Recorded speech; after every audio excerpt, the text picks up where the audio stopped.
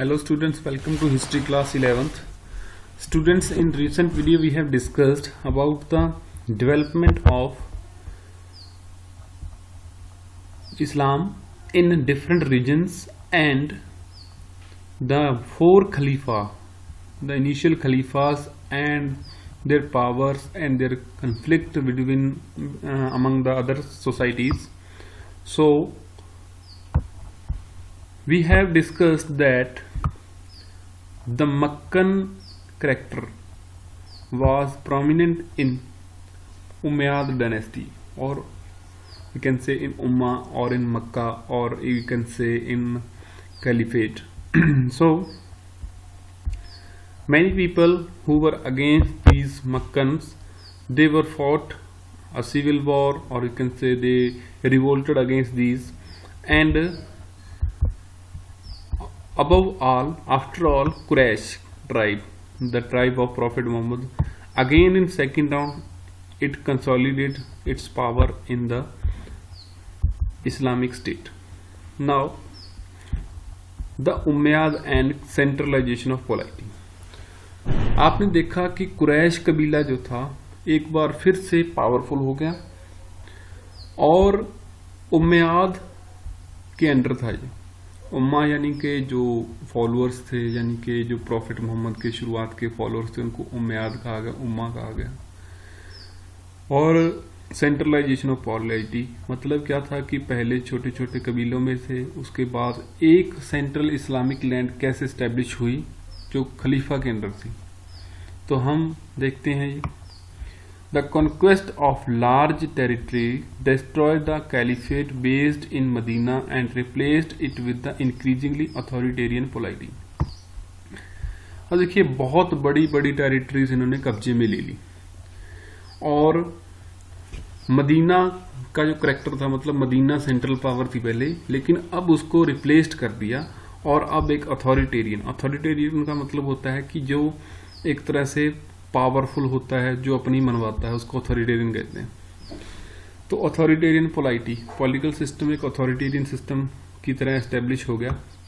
The उम्मयाद यानी कि जो उम्मा के मेंबर्स थे implemented a series of political measures which consolidated their leadership with उम्मा।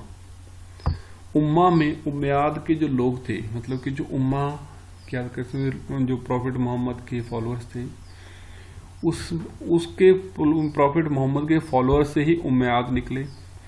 और जो उम्मयाद थे इन्होंने अपने खलीफा बनाए एक बड़े लेवल पर। अब कुरैश कबीला भी पीछे रह गया, अब उम्मयाद उम्मा के मेंबर्स में से उम्मयाद निकले और वो खलीफा बनाना स्टार्ट किया। तो पहला फर्स्ट खलीफा जो था उम्मयाद का वो था मुआविया। जो मुआविया था ये दमास्कस गया,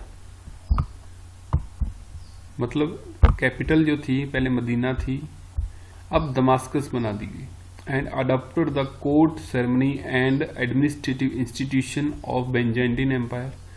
जिस तरह से बेंजाइंटीन एम्पायर में राजा काम करता था वैसे काम इसने शुरू कर दिए। He also introduced hereditary succession and persuaded the leading Muslim to accept his son as here.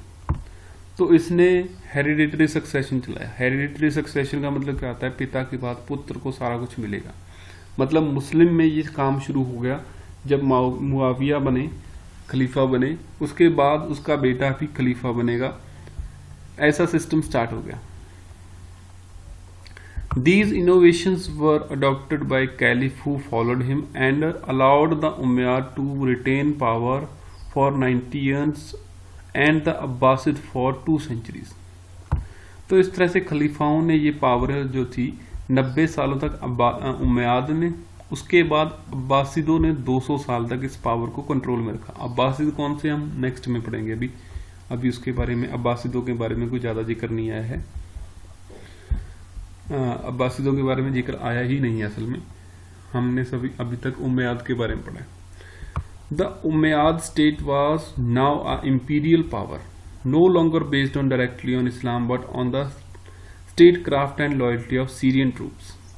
अब उम्मयाद जो था एक इंपीरियल पावर थी, राजा की पावर थी उम्मयाद, अब ये नहीं था कि वो इस्लाम के ऊपर बेस्ड, टोटली इस्लाम के ऊपर बेस्ड नहीं थी। हाँ, ये था कि रिलीजन था इस्लाम उनका, लेकिन ऐसा नहीं था कि सिर्फ इस्लाम के लोग इसमें भर्ती होंगे।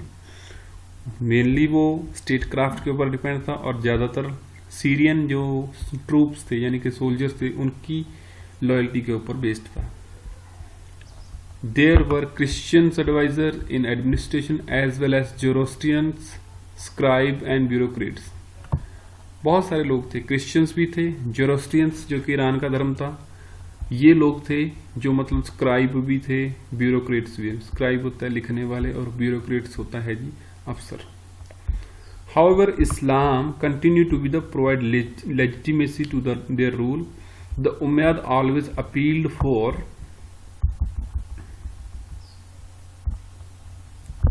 unity and suppressed rebellion in the name of Islam.